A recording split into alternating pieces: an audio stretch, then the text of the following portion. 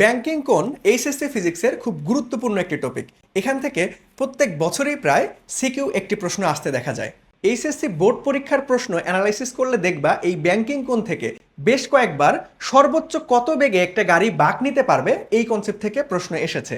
আসসালামু আলাইকুম প্রিয় শিক্ষার্থীরা, আইএডুকেশন থেকে তোমাদের সাথে আছি মুন্না ভাইয়া।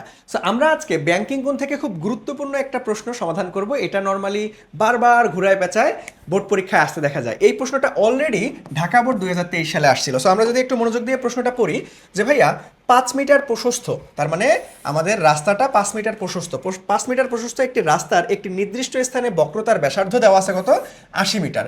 রাস্তার উভয় পাশে উচ্চতার পার্থক্য দেওয়া আছে 0.4 মিটার।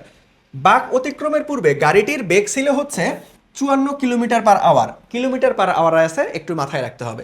গাড়িটি উক্ত বেগে নিরাপদে বাঁক নিতে পারবে কি পারবে না, এই টাইপের প্রশ্ন অনেকবার তুমি যদি বোর্ড প্রশ্ন অ্যানালিসিস করো ব্যাংকিং কোণ থেকে অলরেডি চলে আসছে। সো এই ধরনের প্রশ্ন আমরা খুব সহজেই কিভাবে সমাধান করব, চলো আজকে খুব সুন্দরভাবে বেসিকভাবে আমরা দেখব। তাহলে চলো এই ধরনের প্রশ্নে সবার আগে যদি আমরা দেখি যে ভাইয়া আমাদের রাস্তার প্রস্থ দেওয়া আছে, উচ্চতা দেওয়া আছে, সো সব কিছু আমরা একটা ডায়াগ্রামে অঙ্কন করি, তাহলে তোমাদের বুঝতে সুবিধা হবে। সো আমরা যদি একটা ডায়াগ্রাম অঙ্কন করি তাহলে দেখো যে ভাইয়া ধরো এটা একটা রাস্তা, তাহলে এই রাস্তা এটা হচ্ছে আমাদের বাহিরের দিক, আর এটা হচ্ছে রাস্তার ভিতরের দিক, তাই না, ভিতরের দিক।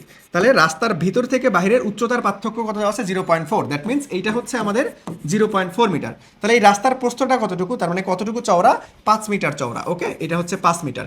তাহলে ভাইয়া রাস্তার ভিতরের প্রান্ত থেকে বাইরের প্রান্ত কতটুকু উঁচা, এটাকেই কি বলা হয়, এটাকেই তো ব্যাংকিং বলা হয়, তাই না। সো আমাদের এই যে এটাকেই থিটা, তার মানে এখান থেকে আমরা ব্যাংকিং কোণ বের করতে পারবো, তাই না। তাহলে দেখো এখানে আমাদের কি কি দেওয়া আছে ভাইয়া, এখানে আমাদের এইচ তার মানে লম্বর মান দেওয়া আছে, এখানে আমাদের 5 তার মানে অতিভুজের মান দেওয়া আছে।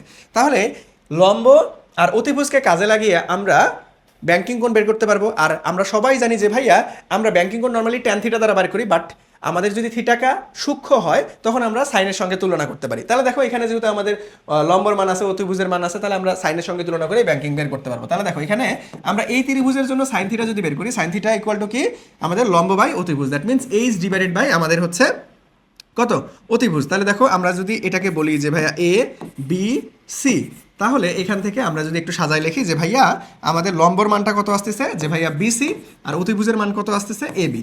তাহলে এখন বসাই দাও যে ভাইয়া theta equal to sine inverse আর বিসির মান কত ভাইয়া 0.4 ডিভাইডেড বাই এবির মান কত 5। তাহলে এখান থেকে আমরা কোনটা বের করতে পারবো। তাহলে এখান থেকে চলো যদি আমরা কোন বের করি, তাহলে ভাইয়া সাইন ইনভার্স আমাদের উপরে হচ্ছে 0.4 ডিভাইডেড বাই 5। তাহলে এখান থেকে যদি আমরা ক্যালকুলেট করি, এটাকে যদি আমরা ক্যালকুলেট করি তাহলে দেখো এখান থেকে চলে আসতেছে কত ভাইয়া, 4.58 ডিগ্রি। ওকে, আচ্ছা তাহলে এখন যে ভাইয়া এটার ব্যাংকিং কোণ কত পাইলাম আমরা, এত ডিগ্রি। ওকে, ব্যাংকিং কোণটা পেয়ে গেছি। এখন তোমাকে দেওয়া আছে যে ভাই রাস্তা যখন বাঁক নিতেছিল তার গাড়ির বেগটা ছিল এত, সো এই বেগে সে নিরাপদে বাঁক নিতে পারবে কি পারবে না। তাহলে দেখো এখন এই রাস্তার মধ্য দিয়ে সর্বোচ্চ কত বেগে বাঁক নিতে পারবে একটা গাড়ি, সেটা চলো বের করি। যেহেতু আমরা ব্যাংকিং কোণ জানি, তাহলে আমরা এই রাস্তার মধ্য দিয়ে কত বেগে সর্বোচ্চ বাঁক নিতে পারবে সেটা একটু দেখে আসি। চলো তাহলে আমরা বেগ নির্ণয় করার ব্যাংকিং কোণের সূত্র কি জানি, যে tan theta equal to V square divided by R G. তাহলে এখানে ভির মানটা, এই যে ভি ম্যাক্সের মানটাই বের করবো।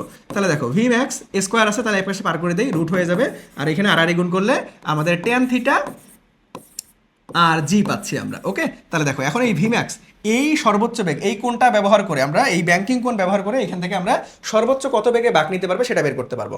তাহলে চলো এখানে ভিম্যাক্সটা বের করে ফেলি। রুট ওভার ট্যান কত ডিগ্রি রে ভাইয়া, ট্যান হচ্ছে 4.58 ইন্টু আর এর মান কত ভাইয়া, আর এর মান বক্রতার ব্যাসার্ধ দেখো 80, তাহলে 80 আর এইখানে হচ্ছে 9.8, এটাকে ক্যালকুলেট করো।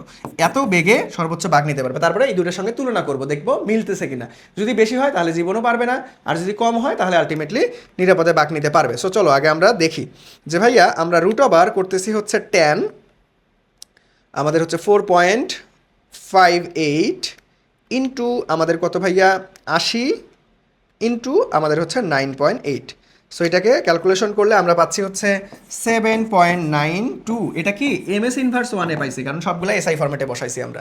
তার মানে এইটাই এত বেগে সর্বোচ্চ বাঁক নিতে পারবে, এত বেগে সর্বোচ্চ বাঁক নিতে পারবে। তাহলে এই গাড়িটা চলতেছিল কখন, চলতেছিল তখন কত বেগে, দেখো এটা কিলোমিটার পার আওয়ার, তাহলে এখান থেকে আমাদের মিটার পার সেকেন্ডে আনতে হবে। তাহলে 54 ইন্টু আমরা কত করি যে ভাইয়া 1000 ডিভাইডেড বাই 3600। সো এইভাবেও করা যায়, অথবা এটাকে তুমি 54 ডিভাইডেড বাই 3.6 দ্বারা ভাগ করলেই আলটিমেটলি চলে আসে। দেখো এটারই শর্ট ফর্ম, দেখো এই যে 0 0 0 0 কাটা গেলে 10/36 হয় 3.6। তো এটা শর্টকাটে আমরা এই জন্য বলি যে কিলোমিটার পার আওয়ারকে মিটার পার সেকেন্ডে 3.6 দ্বারা ভাগ করলেই হয়, একই জিনিস। তাহলে দেখো এটাকে যদি আমরা করি যে ভাইয়া 54 আমাদের হচ্ছে 3.6 করলে আমাদের 15 ms ইনভার্স 1 আসে। তাহলে ওই গাড়িটা চলতেছিল তখন 15 ms ইনভার্স 1-এ, বাট ওই রাস্তাটার মধ্যে দিয়ে সর্বোচ্চ আমরা দেখতে পাচ্ছি, এখান থেকে যদি আমরা একটু দেখি যে ভাইয়া আমরা সর্বোচ্চ দেখতে পাচ্ছি গাড়িটা চলবে কতটুকু, চলবে হচ্ছে এই রাস্তার মধ্য দিয়ে 7 দশমিক আমাদের কত 92 এই বেগে যাইতে পারবে। এর থেকে বেশি গেলেই সে দুর্ঘটনায় লিপ্ত হয়ে যাবে, সে আর নিরাপদে বাঁক নিতে পারবে না।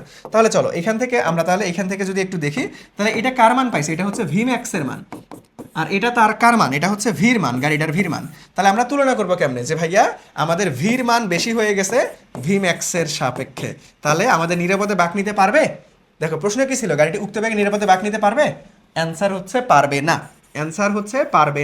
অ্যান্সার কি ভাইয়া? অ্যান্সার হচ্ছে পারবে না, কারণ তার বেগ বেশি হয়ে গেছে, গাড়িটা ধুপ করে পড়ে যাবে, মানে মারাত্মক দুর্ঘটনা ঘটবে। ওকে, সো তোমরা যারা এইচএসসি 26 ব্যাচ আছো, তোমরা এই শেষ মুহূর্তে বুঝতেছো না যে ভাই আমরা কোন এমসিকিউ কোন সিকিউ বেশি গুরুত্বপূর্ণ, কোনটাতে বেশি গুরুত্ব দিব, বা এমসিকিউ সমাধান করতে টাইম ম্যানেজমেন্ট করতে পারতেছি না, সিকিউ কিভাবে সিকোয়েন্সলি সমাধান করব, এটা একটু সমস্যা হচ্ছে।